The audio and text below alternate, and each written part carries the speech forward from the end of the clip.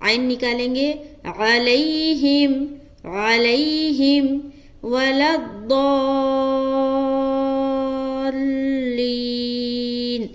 ولا الضالین. ضاد کو مد کے ساتھ کھینچتے ہوئے لام میں بھی ملانا ہے. کیا کرنا ہے؟ لام میں ملانا ہے. اور یہ مد لازم ہے. حرف مد کے بعد والے حرف کے اوپر شد یا سکون آ جائے تو وہ مد لازم ہوتا ہے. تو یہاں پر مد لازم ہو رہا ہے، لہٰذا ہمیں کھینچنا ہے 3 سے 4 الف. اس کے بعد لام یا زر لی یا ساکن، اور اس سے پہلے زیر آ گئے یا مدہ ہو گیا.